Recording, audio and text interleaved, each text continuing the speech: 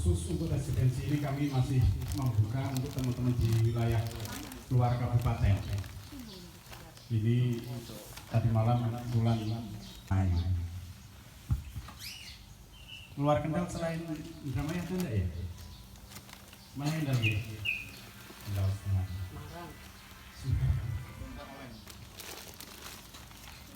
Jadi nanti endingnya adalah pada bulan Oktober, pada bulan bahasa muncul dulu karena beberapa penulis-penulis itu masih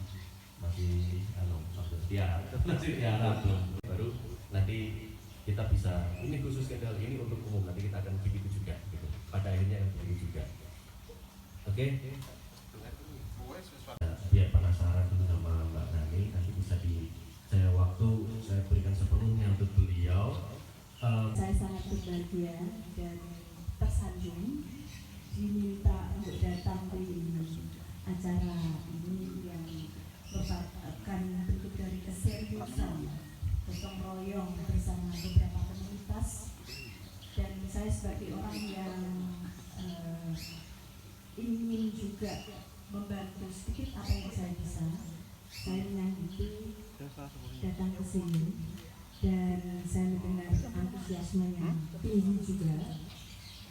Kabar itu cuma 10 yang akan diterima, ternyata double ya. Berarti kan antusiasnya lebih dari perkiraan.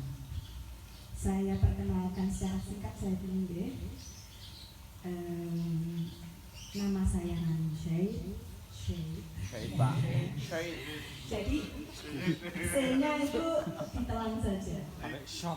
C-nya ditelan saja. Kalau original nama ini dari Jerman sebetulnya. Kalau di Jerman, orang asli Jerman akan pronounce shy gitu. Shy. Jadi E-nya jadi agak seperti A.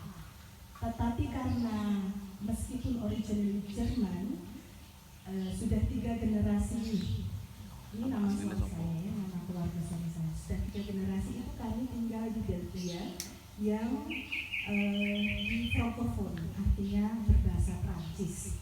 Jadi agak pronounce-nya ke Prancis, jadi Shay.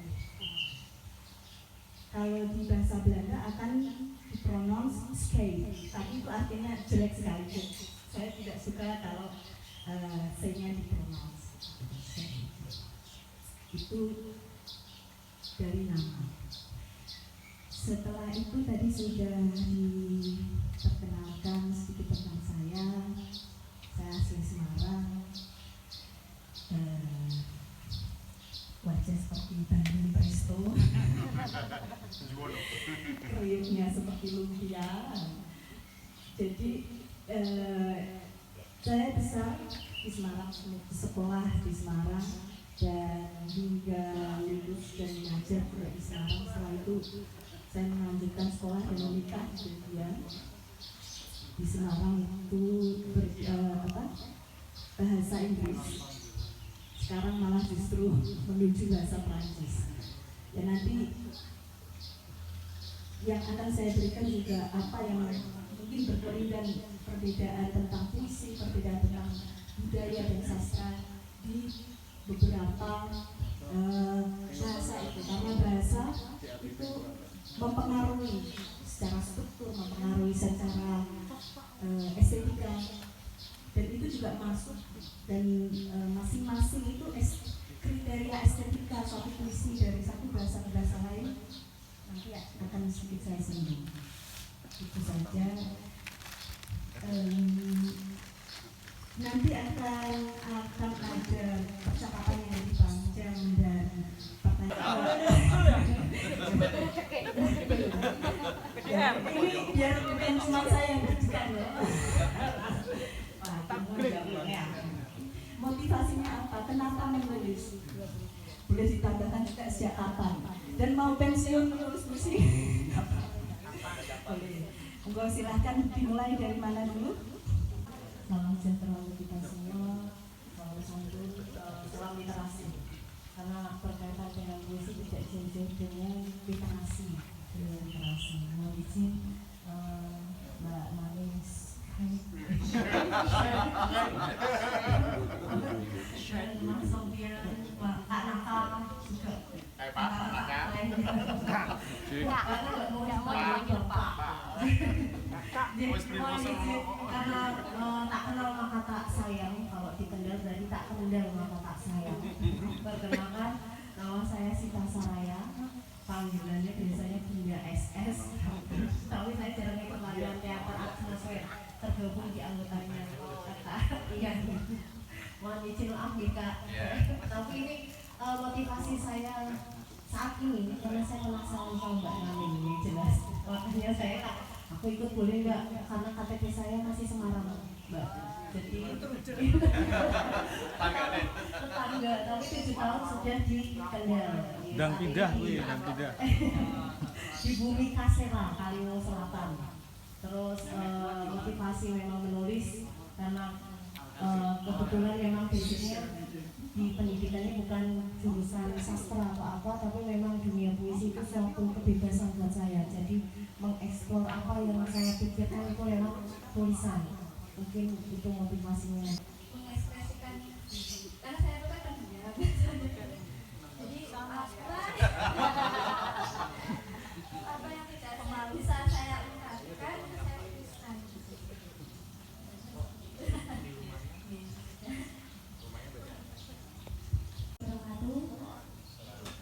Perkenalkan, nama saya Jenny Sinta Maria, asli dari Brangsong, Kendal. Motivasi saya untuk menulis puisi itu menurut saya kalau saya menulis saya jujur saja saya menulis puisi itu saat saya ada masalah. Ada masalah terus menulis terus. Jadi langsung Bisa menulis masalah. Ayo yuk. Puisi. Dari mana?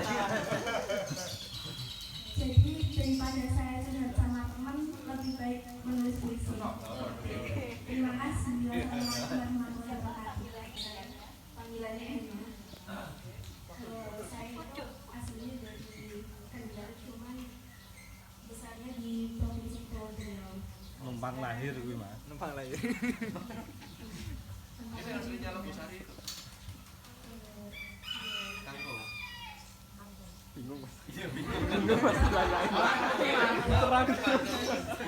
Terus muni uripe ning Riau. Uripe ning Riau tak Kendal. Pakai itu. Ora apa-apa, penting lahirin ning Kendal. Lanjut. Motivasi saya UK setekan menulis Riau. itu karena ingin mengekspresikan sesuatu dalam bentuk tulisan. Terima kasih.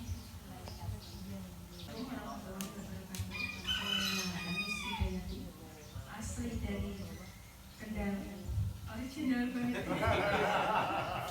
Saya biasa menyebut saya orang Boja, padahal orang pelosok. Soalnya dulu teman-teman termasuk dia tuh, ini bilangnya katanya orang pelosok. Saya dari Singorojo. Ya, Singorojonya desanya dekat. Menuju di jalur duren. Saya sebenarnya dari SMA ya, terutama dari SMA udah tertarik dengan hal itu karena ada komunitasnya. Di Man dulu Mas. Teman angkatan 99. Stesa juga. Wah, Ya, masih baru-barunya Stesa waktu itu. Disebut anggota semut juga, semut yang dimarahi ketuanya karena nonaktif. Taksu juga pernah nyoba bergabung saja. Oh, udah nyoba nonton ya. Maksudnya Kayak coba di kafe. makanya saya menyebutnya orang Singorojo, orang sana itu. Itu saja dari saya, nanti bisa belum apa namanya motivasi untuk berpuisi atau menulis puisi itu. Jadi saya sebenarnya itu tidak pernah saya rencanakan.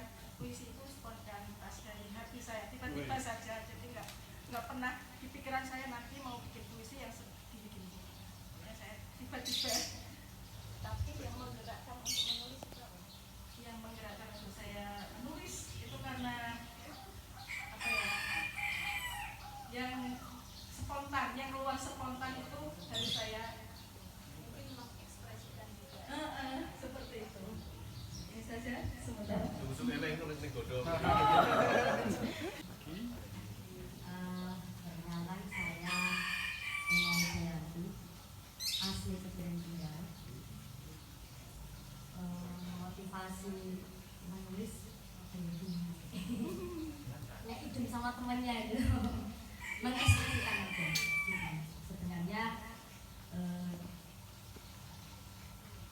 sudah sejak lama pengen bisa menulis, cuma baru bisa keluar di akhir-akhirnya. Ya, terima kasih. Semuanya, perkenalkan, nama saya Abdullah Alif. Saya asli Cibiring, Kendal. Kalau motivasi menulis puisi, saya suka aja mengeksplor tulisan untuk dioper abrik. Udah cukup. Beling berarti. Wabarakatuh. Waalaikumsalam. Nama saya Sosmo dari pabrik. Jadi kesehariannya cuma di pabrik. Tulis puisi. Bagi saya sebuah keharusan, karena kalau nggak nulis saya bingung mau makan apa. Ya seperti makanan pokok, kalau nggak dimakan dia jadi basi, maka harus saya tulis biar tidak basi. Begitu aja motivasinya. Assalamualaikum warahmatullahi wabarakatuh. Lanjut. Assalamualaikum warahmatullahi wabarakatuh. Salam. Perkenalkan saya Ciko Russo, asal dari Sukomulyo, Kalimantan Selatan. Saat ini masih di pondok. Kebetulan saya anak Abdul, jadi mungkin soal tua masih ada toleransi. Motivasi saya menulis karena saya itu suka ngobrol, suka bikin juga ke teman-teman, ingin mengekspresikan atau mengaktifkan sebuah kenangan hidup yang bisa saya tangkap. Atau saya suka membaca sebuah lingkungan, dan tulisannya juga saya mengekspresikan melalui buku. Assalamualaikum warahmatullahi wabarakatuh. Waalaikumsalam. Allah. Assalamualaikum warahmatullahi wabarakatuh. Selamat pagi. Nama saya Samuel Hakim, asal dari Mojokerto, Kalimantan. Untuk motivasi saya dalam menulis puisi, karena saya itu suka dengerin lagu yang mengandung makna tersirat. Jadi tidak lagu langsung tertuju maknanya itu saja, tapi lebih ke harus didalami dulu maknanya begini. Nah, itu saya ingin bisa menulis sebuah puisi atau sebuah karya yang mengandung makna tersirat. Terima kasih. Assalamualaikum warahmatullahi wabarakatuh. Selamat pagi. Assalamualaikum warahmatullahi wabarakatuh. Salam. Allah. Perkenalkan, nama saya Emil Firul Mirza, biasa dipanggil Mirza, asal dari Desa Wonosari, Kota Kendal. Mungkin kalau ditanya soal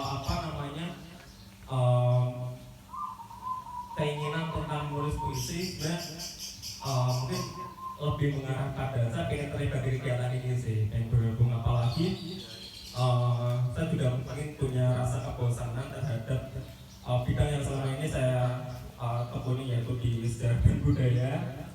Apalagi terutama dari segi bahasa ya, di Kendal itu kalau saya melihat dari segi sosiolinguistik itu sangat beragam sebenarnya. Nah, dengan saya mungkin dengan bisa belajar dengan belajar puisi ini, saya bisa mungkin paham sih, dari apalagi puisi kan bagian dari bahasa ya, mungkin bisa merepresentasikan soal sosiolinguistik di Kendal itu semenarik apa sih gitu. Itu sih harapan saya. Assalamualaikum warahmatullahi wabarakatuh. Perkenalkan, nama saya Samsul Mahadif, aslinya dari Sedang Kulon, Kangkung. Tadi ada yang bilang berarti tetangga desa saya. Akian juga tetangga desa. Tapi untuk saat ini saya tinggal di Semarang karena masih menempuh pendidikan. Doakan semoga sebelum Januari sudah putus. Amin. Untuk motivasi menyukai puisi itu karena sebenarnya ini cukup kompleks ya. Karena saya harus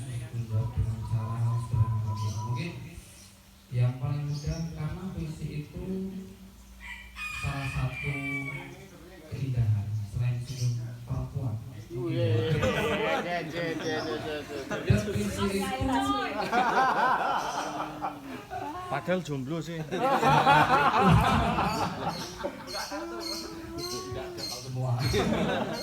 Terus puisi itu candu yang di dalamnya tersimpan rindu gitu.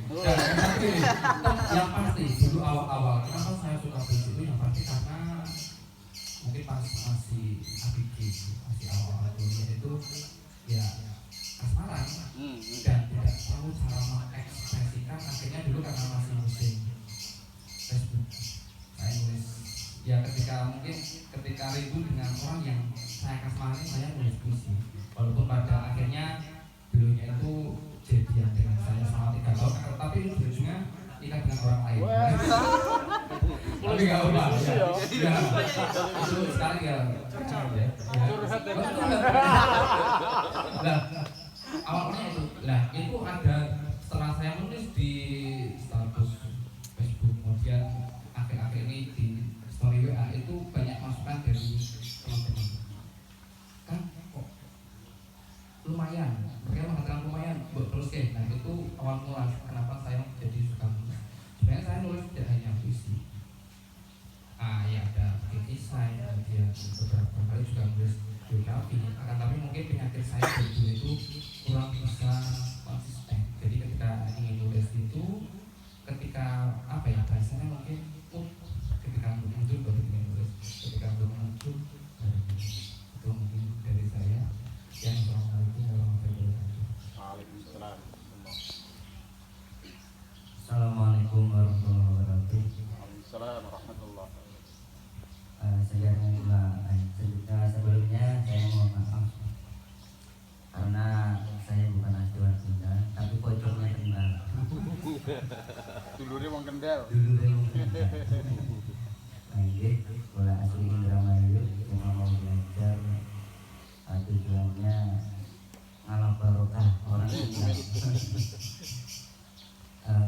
Untuk mengapa sih suka menulis puisi?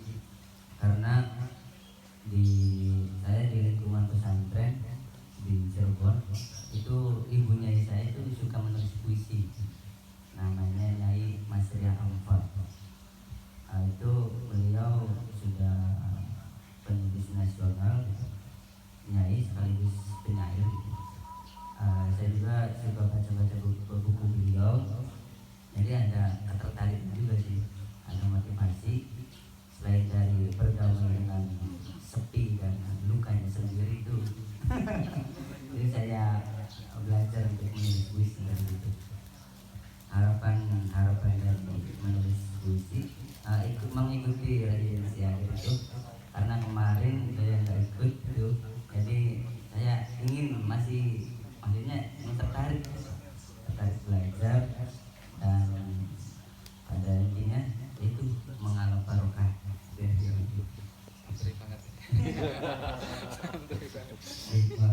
Itu saja. Assalamualaikum warahmatullahi wabarakatuh.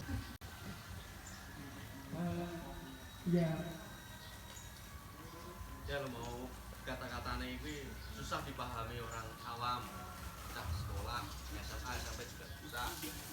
Iya.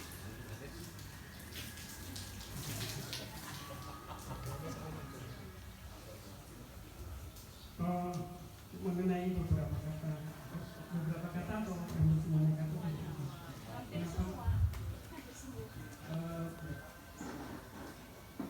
puisi, kadang saya ingin membuat puisi yang di luar dari kebiasaan saya.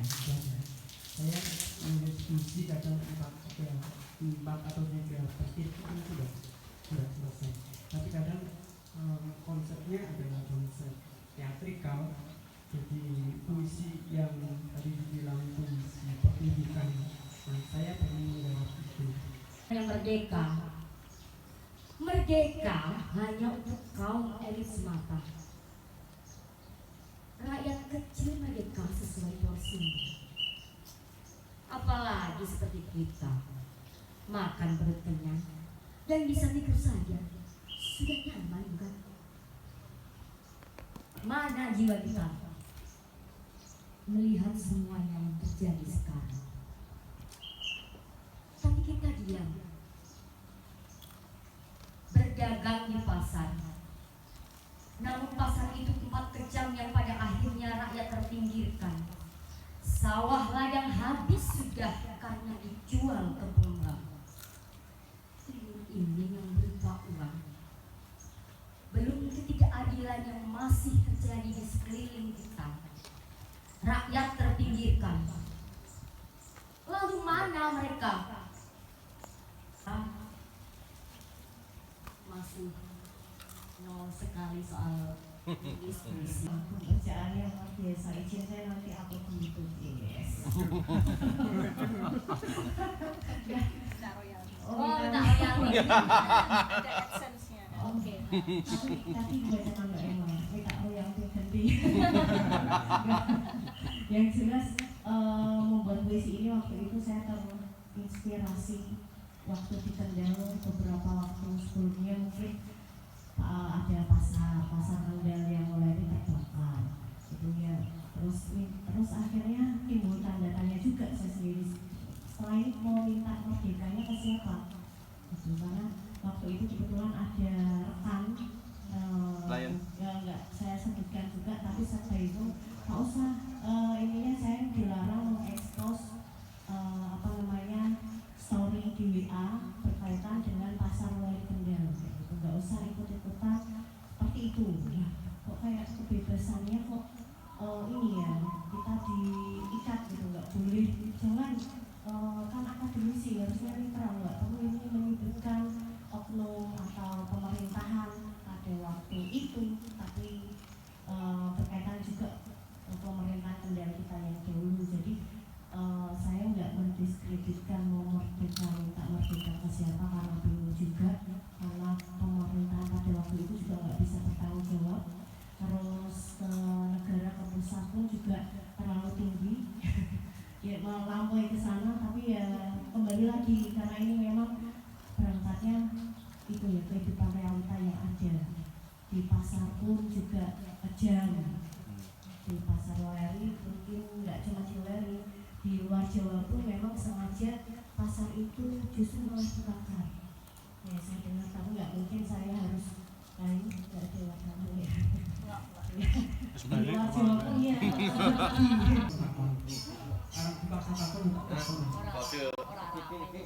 Saya mau tanya sama yang nulis, kenapa baru sekarang rakyat merdeka?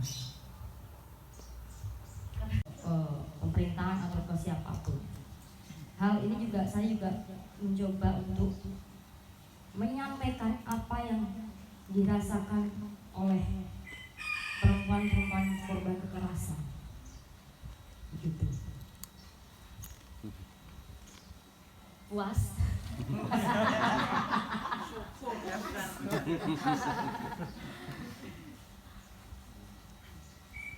Gimana? Sesama wanita. Oh, tak kira wis sepo. Ya tadi ada masalah dan problem dimasukkan ke dalam puisi, terus Cerbenan, Mbak? justru sangat terpukau oleh cara membeda. Jadi membeda ilmunya memang seperti itu, dari larik ke larik disisir kata-katanya, kosakata yang digunakan untuk benar-benar paham. Setelah itu dari ranah leksikal itu kemudian disimpulkan itu. Jadi cara-caranya memang seperti itu. Kalau ada yang kesulitan misalnya ini bagus tapi bagusnya di mana, disisir satu persatu dari larik ke larik, terus koherensinya, terus ditanyakan ini benar itu apa itu. Tadi sudah ada konsep menyisir satu persatu, terus dia menyimpulkan dan dia memberi kritik, dan ada juga pujian karena kritik selalu kritik kok koyo elek kabeh gitu misalnya, seperti itu. Ini kecil seperti itu yang mungkin dibiasakan. Kalau ingin memahami ini isi puisi ini sebetulnya apa gitu, disisir saja sangat ya orang. Saya akan mengenal dari membedah mutilasi membedah karya Cipto.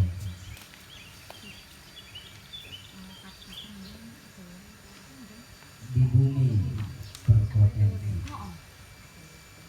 Cipto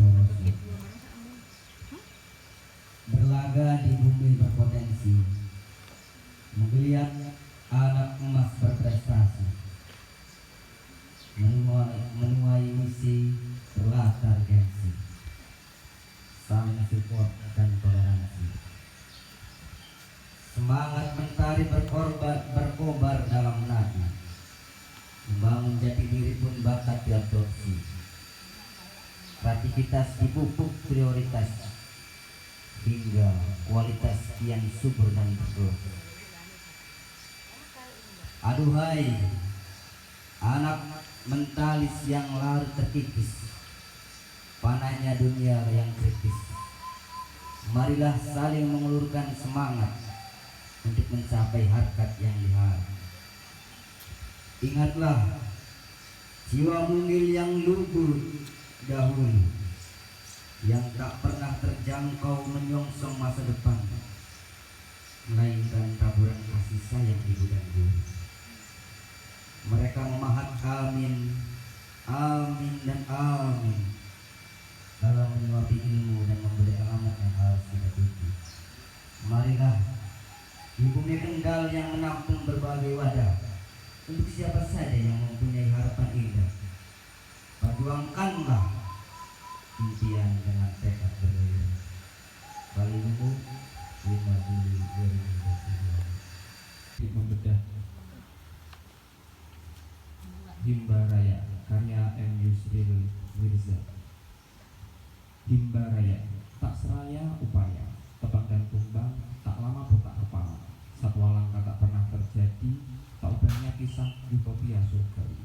Himba Raya, sematasnya memang raya, bukan lapang datar tak bernyawa, bukan pepohonan tak berkata, bukan tanah luang tak berharga, bukan perahan yang lalu terbuang.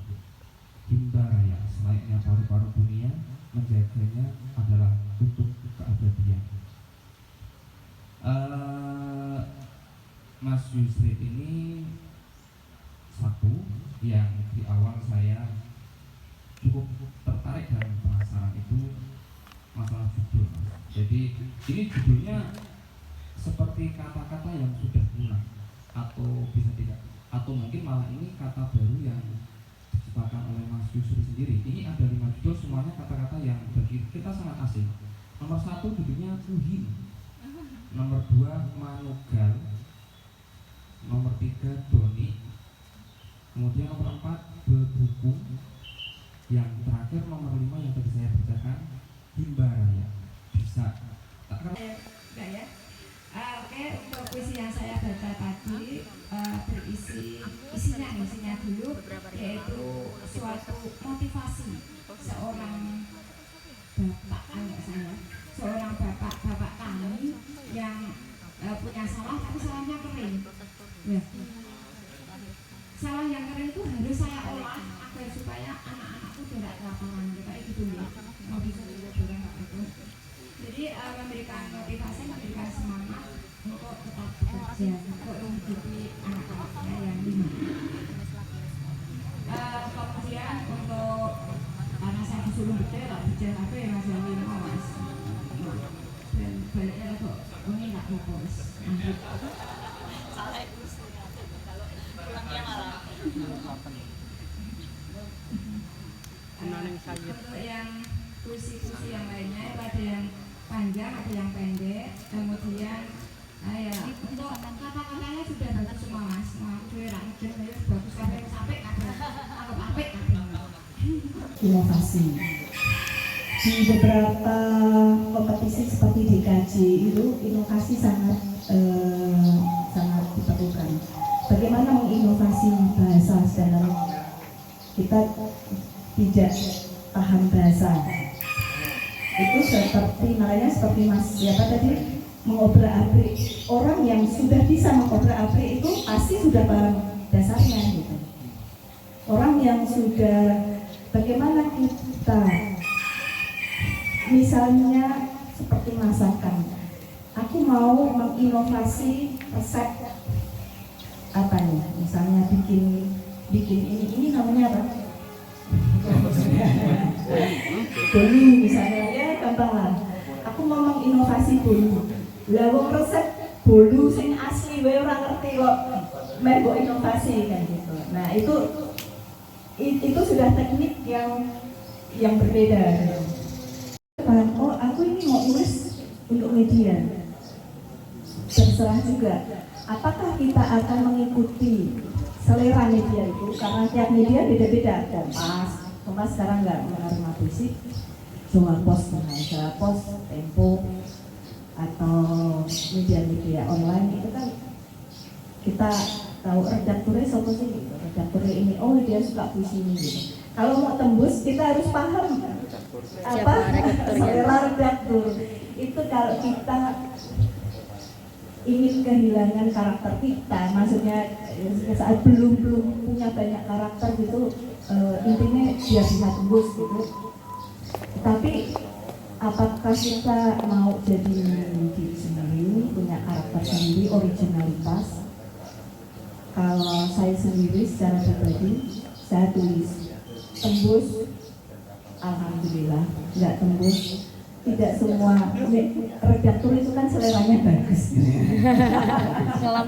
Jadi ngeyem awak gitu. Maksudnya tidak, kita juga agree to disagree gitu. Nggak semua redaktur punya selera yang sama dengan kita. Katakan sayang, nanti Tuhan marah. Itu salah satu puisi dari Mbak Anis. Menurut saya bahasa yang sangat lugas, namun 5 puisi yang sudah saya baca emang puisi yang cenderung puisi pendek-pendek, menjadikan kalau saya itu sedang menikmati pembacaan puisi, namun puisinya sudah selesai, jadi pesan belum tersampaikan, seperti ambigu, seperti itu. Saya mau membacakan dari Mbak atau Ibu Tari Kristia, puisi yang berjudul Rindu yang tak tahu menang.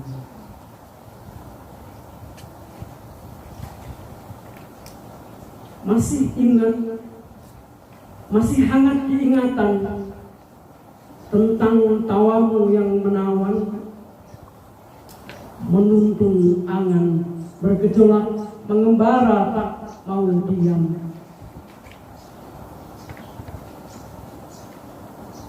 Aku yang masih merindumu dalam diam, di sudut terkelam, dalam tangis yang terlelap. Aku yang masih merindumu tanpa tahu malu, walaupun aku tahu rinduku tak akan bermuara temu, karena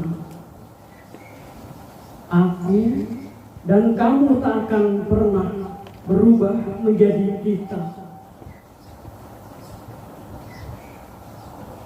Tapi biarkan saja kusimpan bara rindu ini rapi di sini, di dalam dada, karena merindumu sudah serupa cantik.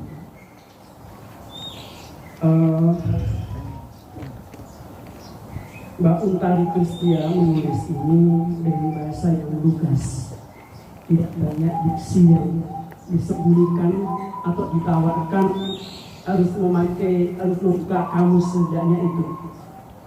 Curhatan-curhatan yang spontanitas.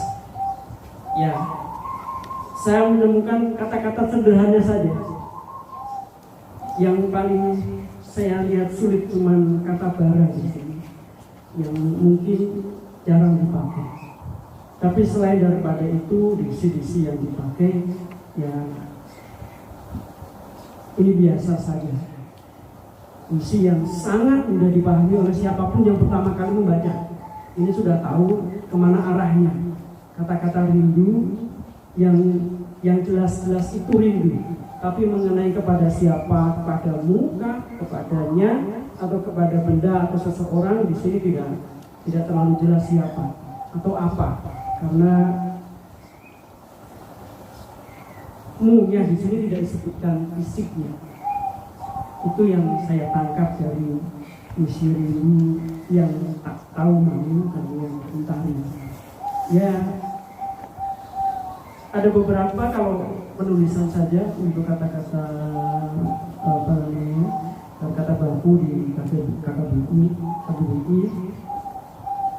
Kali tangan gemar sekali tangisan ibu kau telah kami pada malam yang takkan hanya membuatku merasa semakin sedih. Memisahkan antara lelah dan bahagia, seperti saat kau memilah-milah kayu bakar yang kering dan basah saat musim hujan, untuk merebuskan ubi yang enak disantap bersama teh hangat dan cerita-cerita tentang kami saat masih kecil, yang tak pernah bosan untuk didengar. Banyak sekali yang kau tafsirkan diam-diam saat kami menukar tidur siang dengan terlelap lebih awal. Lewat tangan yang membelai lembut rambut kami. Doa-doa lirik yang dihadiahkan pada Tuhan atas bahagianya akan kehadiran kami. Lalu kau akhiri dengan kecup di geni tempat kami belasan tahun menyimpan pelajaran hidup yang kau berikan. Lihai sekali wajahmu menyulam luka, dengan senyum yang tak memudar tulusnya sejak mata kami terbuka, dan yang pertama kali kami lihat di dunia adalah lengkung bulan sabit di wajahmu yang menatap hari. Atau lincah sekali kalimat, aku sudah kenyang melihat kalian makan ayam kecap buatanku dengan lahap yang begitu lancar. Padahal kami tahu itu juga menu favoritmu. Ada berapa banyak lagi luka yang kau sembunyikan dan harus kami tafsirkan sendiri. Diam.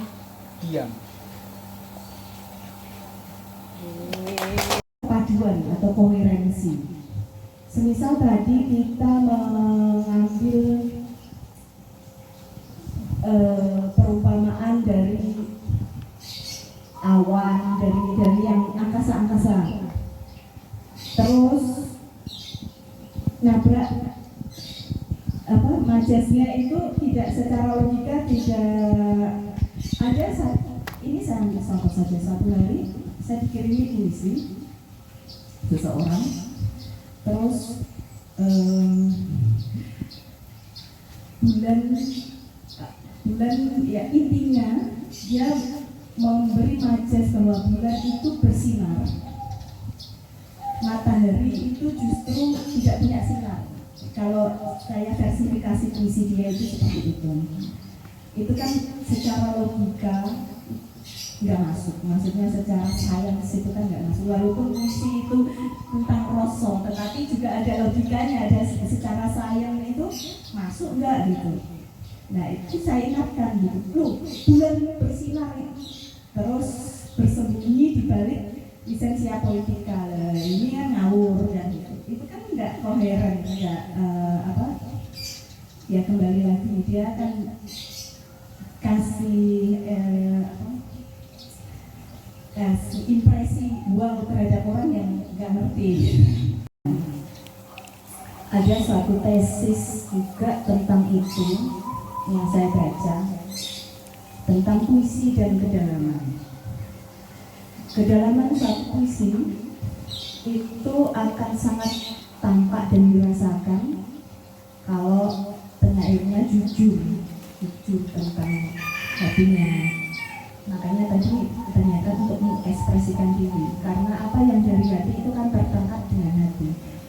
Saya sendiri juga kesulitan kalau diberi tema, karena kadang-kadang kalau saya nggak merasa gitu, gimana nulisnya ya biasa saja. Akhirnya kan mungkin secara kebahasaan bagus, tetapi orang kosong gitu, nggak terasa di dalam hati gitu.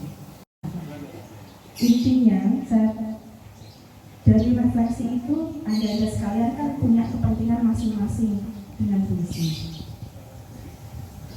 Akan menjadi sangat menarik bila kita mikir, aku ini teknikku mau bagaimana gitu, dan sebagainya. Karena tujuan menulis puisi antara untuk mengekspresikan diri dan itu cukup, atau untuk kompetensi, atau untuk dikirim ke media, itu nanti tekniknya akan sangat berbeda. Atau untuk dipertunjukkan, karena seperti di Perancis, di Eropa saat ini yang paling terkenal puisi slam, mungkin sudah ada yang pernah dengar. Puisi slam itu dibuat khusus untuk pertunjukan. Jadi metaforanya harus bisa dipahami secara langsung, jadi bukan puisi obskur yang harus kita mikir ini maksudnya bagaimana, atau ini ada beberapa makna. Itu tekniknya seperti puisi. Jadi saat menulis itu kita sudah paham, kalau mau menang kompetisi ini, aku harus mengambil teknik seperti ini. Kepinginnya kita aktif ya, maksudnya karena saya sendiri masih belajar dan tidak banyak membaca puisi yang di sini, jadi nanti kita saling kasih masukan ke teman-teman dan semoga semuanya legowo kalau dikasih masukan. Itu jujur saja, itu yang di sekarang itu kritik sastra karena bolo dewe. Jadi masukannya bukan masukan, malah muji-muji, itu nggak ada jeleknya gitu. Padahal yang itu justru bukan tidak membantu gitu, karena nanti ada dia sudah merasa puas malah akan di situ-situ saja gitu. Kita toh bisa berseberangan pendapat tetapi tetap baik gitu. Saya juga masih berteman akrab dengan redaktur yang tadi, dan kita saling kritik puisi masing-masing juga intinya kan sama. Intinya maksudnya kepingin saya maju, saya juga ingin dia maju. Jadi kalau paham maksudnya gitu, tidak menyerang secara pribadi, itu saja. Jadi nanti lebih aktif biar kalau kita aktif itu kan juga waktu akan melesat lebih cepat dan nggak terasa. Sekarang saya melihat kelihatannya ngantuk gitu, capek semuanya. Yang capek itu perjalanan pesawat hampir 24 jam mendarat di Jakarta, tidur 2-3 jam terus kembali ke pesawat ke Semarang. Kemarin di Semarang, jadi mendarat kemarin, langsung kemarin seharian ada 2 acara, selesai jam 11 malam. Sebetulnya saya mau baca puisi yang dikirimkan, tetapi karena setelah selesai itu harus berbenah untuk acara hari ini dan sebagainya, saya tidak sempat, tidur 3-4 jam, setelah itu sudah kesini. Jadi janganlah capek, janganlah capek ya. Karena kita sama-sama capek, kita saling memotivasi agar lebih bersemangat dari ini. Jadi cara membacanya pun hampir sama. Terus aturan-aturannya mungkin ada juga, di Perancis ada, di sini juga ada. Mungkin gitu. Udah, buka. Oh, sambil buka-buka. Iya. Pernah main monolog? Belum. Ada. Berapa kali pentas?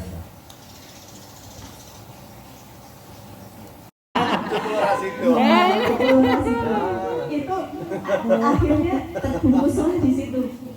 Dan enaknya media kan saya juga nggak pernah di mana-mana gitu, tetapi secara aliterasi asonansi gitu, getir maram di stasiun Lempuyangan, oh enak ya gitu, ya wis Lempuyangan gitu. Jadi itu adalah pilihan-pilihan yang disengaja gitu. Misalnya di dalam buku saya kembali ke Baudelaire lagi kan, misalnya Maximus Gorky, ada saya juga pernah dengar, tetapi kembali lagi itu kan masukan, tetapi direktur aktor dan direktur dalam kehidupan kamu kan memang seperti kalian yang menentukan semuanya seperti ini. Seperti juga hari ini kita kan sharing-sharing ini ya, saya ngomong ini gitu, aku nggak mau yang kayak gitu, aku maunya seperti ini. Itu juga nggak apa-apa banget. Jadi kalau itu sudah cukup bagus dan kata-katanya itu tidak mubazir, kalau itu panjang tapi kayak memperpanjangkan diri gitu, itu kan sia-sia. Yang sama arti gitu ya. Ya, ulang-ulang lagi, pelunas itu sia-sia. Tetapi sudah level yang sangat berbeda, dan untuk kompetisi yang lebih nasional dan internasional inovasi memang sangat relevan. Yang kelima, keaslian atau originalitas. Jadi nggak wah ini bagian ini. Tadi ngomong kita campur-campur sih ya, closingnya juga akan sangat sulit. Jadi satu itu secara poin ternyata puisi dan teater itu berkelindan. Dulu saya juga merasakan deklamasi puisi dan puisi itu sama, sebetulnya berbeda juga tekniknya berbeda. Orang yang berpuisi untuk cuma nulis seperti Mas Jupin itu kan nggak pernah benar-benar mendeklamasikan, bukan Rendra, Mas Jupin bukan Rendra. Jadi dulu saya pikir itu puisi ya puisi gitu, ternyata secara teknik juga beda gitu. Apa yang kita dulu pahami sama gitu, ternyata beda. Ternyata dulu saya aku ini murtad malah dari penulis puisi dari teater gitu. Ternyata juga masih ada korelasinya. Ya berarti kan semuanya sastra itu berkorelasi, dan sekarang hari ini nulis puisi, besok nulis cerpen, besoknya lagi nulis esai dan sebagainya, itu juga kerja-kerja teks, kerja-kerja kognisi, tidak akan menghambat tapi memperkaya. Jadi intensitas dan kontinu saja, sedikit tetapi berkelanjutan, itu saja. Jangan terlalu banyak tetapi dalam tempo yang singkat. Nanti lihat saja hasilnya. You can do one day. Apa ini? Memotivasi diri ya Mas. Seperti saya ya pura-pura nggak lelah. Padahal sih kesel banget tapi daripada meredup. Karena cintanya tadi, karena ya kepengen nguri-nguri sastra, nguri-nguri puisi dan sebagainya. Akhirnya sing kesel gitu jadi paksa, sing kusut jadi ya rada dimanis-manis ya. Nah itu jadi motivasi dari diri sendiri dulu. Kepengennya kita aktif ya, maksudnya karena saya sendiri masih belajar dan tidak banyak membaca puisi yang di sini, jadi nanti kita saling kasih masukan ke teman-teman dan semoga semuanya legowo kalau dikasih masukan. Itu jujur saja, itu yang di sekarang itu kritik sastra karena bodoh dewe. Jadi masukannya bukan masukan, malah muji-muji, itu nggak ada jeleknya gitu. Padahal yang itu justru bukan tidak membantu gitu, karena nanti dia sudah merasa puas malah akan di situ-situ saja gitu. Kita toh bisa berseberangan pendapat tetapi tetap baik gitu. Saya juga masih berteman akrab dengan redaktur yang tadi, dan kita saling kritik puisi masing-masing juga intinya kan sama, intinya maksudnya kepingin saya maju, saya juga pengen dia maju. Jadi kalau paham maksudnya gitu, tidak menyerang secara pribadi, itu saja. Jadi nanti lebih aktif biar kalau kita aktif itu kan juga waktu akan melesat lebih cepat dan nggak terasa. Sekarang saya melihat kelihatannya ngantuk gitu, capek semuanya. Yang capek itu perjalanan pesawat hampir 24 jam mendarat di Jakarta, tidur 2-3 jam, terus kembali pesawat ke Semarang. Kemarin di Semarang, jadi mendarat kemarin, langsung kemarin seharian ada 2 acara, selesai jam 11 malam. Sebetulnya saya mau baca puisi yang dikirimkan, tetapi karena setelah selesai itu harus berbenah untuk acara hari ini dan sebagainya, saya tidak sempat, tidur 3-4 jam, setelah itu sudah kesini. Jadi janganlah capek, janganlah capek ya, karena kita sama-sama capek, kita saling memotivasi agar lebih bersemangat dari ini. Ada beberapa kawan sastrawan, penulis penyair nasional yang saya kenal, tetapi apabila saya baca karyanya, kalau nggak ada namanya, saya nggak tahu ini tulisannya siapa. Jadi intinya bagi saya, ada bahkan nama-nama satu itu belum original banget gitu. Kita nggak tahu tulisannya siapa gitu. Bagus, puisinya bagus, tetapi dia belum menampakkan originalitasnya. Ada orang yang justru belum punya nama, kita baca, oh ini puisinya ini jelas ya, karena sudah punya karakter tata bahasanya, kita sudah paham itu. Puisi itu juga yang sedang saya cari gitu, bagaimana tanpa saya tulis namaku itu orang juga sudah ini puisinya Naneng ini. Apakah dengan profesi pilihanku hingga harga diriku direndahkan seperti itu?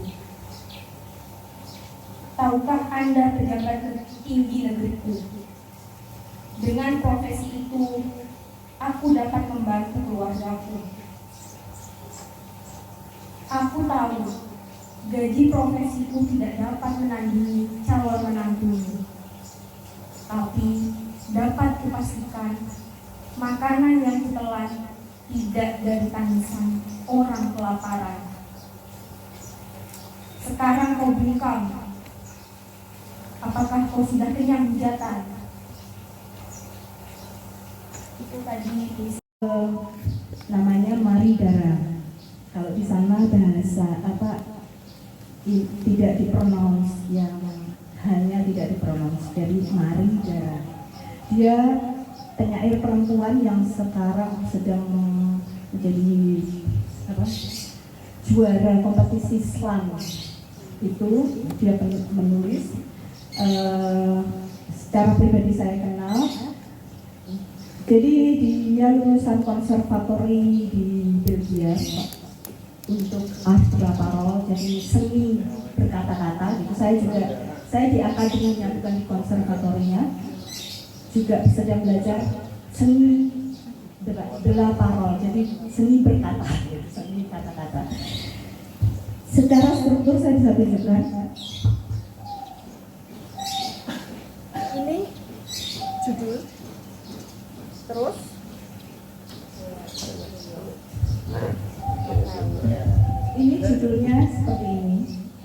ini puisi, seperti puisi prosa, bahkan tidak ada, jadi satu gitu, tidak ada paragraf-paragraf, ya kan?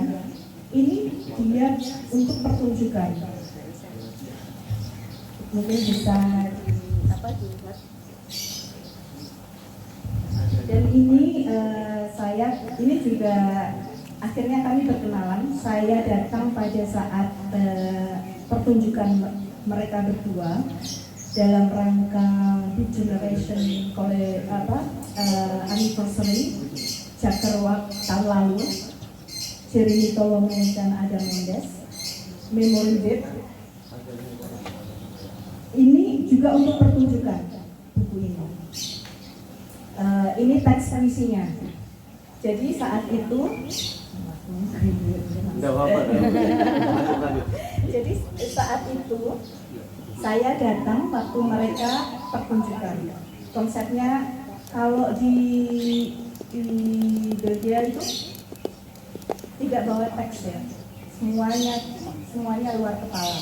Jadi seperti teater sebetulnya. Jadi mereka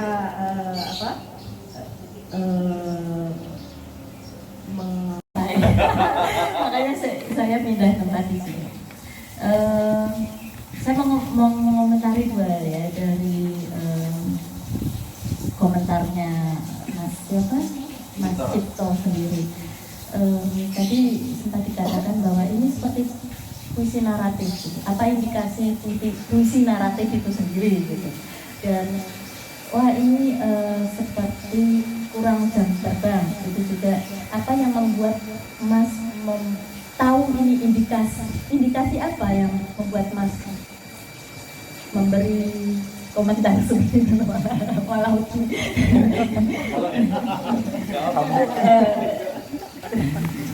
balik ya.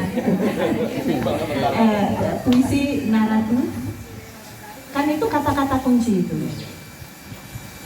Satu puisi tentang puisi naratif, dua tentang jam terbang, dan tiga yang saya tangkap adalah tentang buru-buru. Dan untuk penulisnya memang biasanya dalam momen-momen itu mungkin secara kultural kita sudah terbiasa, apalagi orang Jawa ya, kalau disalahkan orang, oh iya memang saya gitu. Jangan Mas, itu puisi kamu gitu. Ibaratnya itu anak kamu, anakmu elek-elek loh Mas. Itu sudah dibesarkan. Ini aku sudah nulisnya itu sudah lama. Ini wis tak pikirnya suwi loh, kok ngomong ke kurang jam terbang, kurang aja. Misalnya seperti itu, jangan diiyakan gitu. Coba budayakan, ini kan karya masing-masing ya. Terus ada kritik, seorang kritik, baik itu teman ataupun orang yang bahkan sudah mempunyai status sebagai benar-benar kritik sastra Indonesia sekarang gitu, yang mencacat karya Anda, itu Anda harus punya argumen bagaimana. Oke, dalam beberapa poin itu mungkin benar, tapi tidak semuanya benar gitu. Jadi belajar mempunyai argumen untuk ini kan anak kamu sudah berdarah-darah untuk melalui proses dari penciptaan itu sendiri, mikir enaknya apa ya, diawali dengan apa, terus setelah itu strukturnya aku mau apa gitu. Nah kok donanya keburu-buru aja gitu misalnya gitu. Jadi seperti itu dulu. Ini saya mohon balik lagi ke jenengan ya, tanggapan. Ya, kalau ya langsung ya. Ini menunjukkan kalau tadi disebut bahwa berburu-buru. Ada ditunjukkan mana yang bagian terburu-buru. Yang kedua naratif. Nah, jadi bisa menunjukkan juga mana bagian yang disebut naratif itu. Terus kemudian yang ketiga jam terbang. Yang pertama saja yaitu Stagnan karya Syahrul Hakim. Hari telah usai dan malam pun tiba. Lelah sangat terasa setelah seharian bekerja di atas tumpukan kapuk yang sudah mengeras aku terlantar. Menatap langit-langit kamar yang hanya ada satu lampu redup menyala, memikirkan apa yang sudah aku lakukan. Apakah ada kemajuan ataukah sebuah perubahan? Aku termenung meratapi diri sendiri, mengetahui semuanya tidak jauh berbeda dari hari kemarin atau yang terdahulu. Dalam anganku tanpa sadar mata telah tertutup,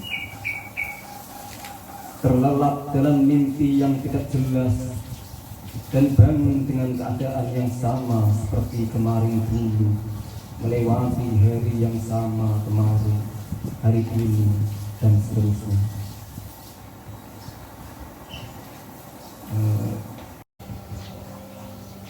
Anak-anak panggung berlari ke tengah panggung, memainkan masing-masing perannya, seolah tak peduli dengan sutradara yang berlaku dengan naskahnya. Selembar demi selembar dirobeknya sendiri menjadi potongan yang hancur. Panggung gelap. Suara isak tangis mengiringi sorot lampu merah. Cuma redup. Setengahnya mungkin di tengah panggung yang kosong. Dari mana suara itu? Seorang anak panggung datang, mengendap-endap mencari sumber suara yang berlahan juga menghilang. Ia tak menemukan apa-apa, mungkin cuma dari masa lalunya, yang bergaung dan berlari mencari masa depannya.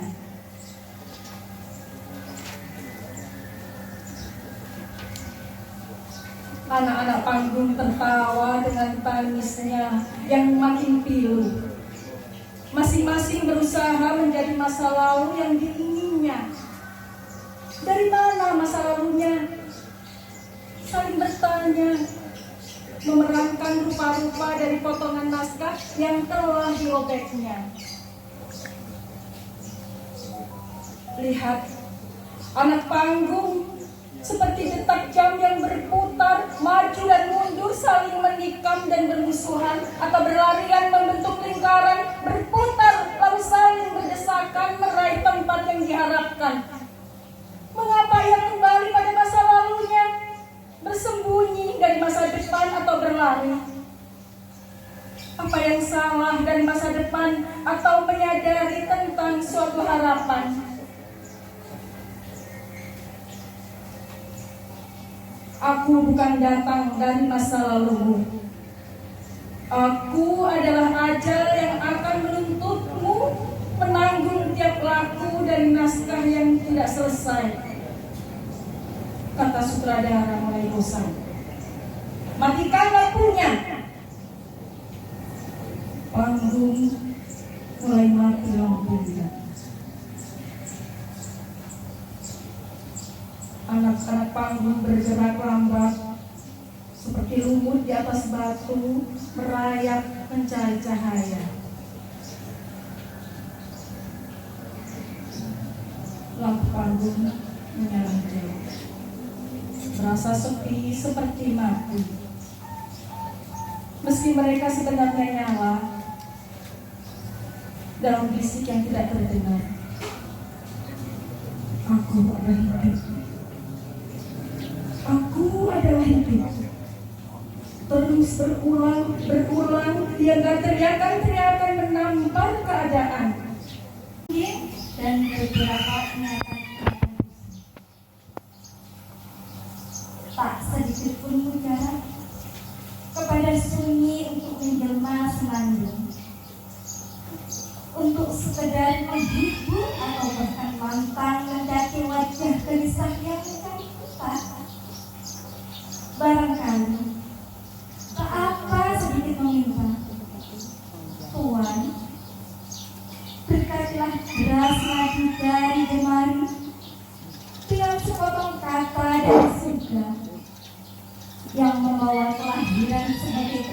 sukma yang akan kujerat pada sambar harap. Tuhan, akulah kelaparan yang tak memelas makan. Dahaga ini takkan sembuh walaupun dengan segelas lautan. Sebab kemarau telah melampau, pantai dan bibit-bibit itu telah menggelami terpendam pangan. Menjelang fajar semakin gemetar, ia menanti suatu akbar. Namun senandung tak pernah datang. Kata-kata sudah entah milik siapa. Bunyi-bunyi itu berangsur pudar hingga yang paling jelas terdengar hanyalah deru nafas diri yang mendekat malam panjang meliput terjelas bayang-bayang dan hujan. Ketiga 1 Juli 2022.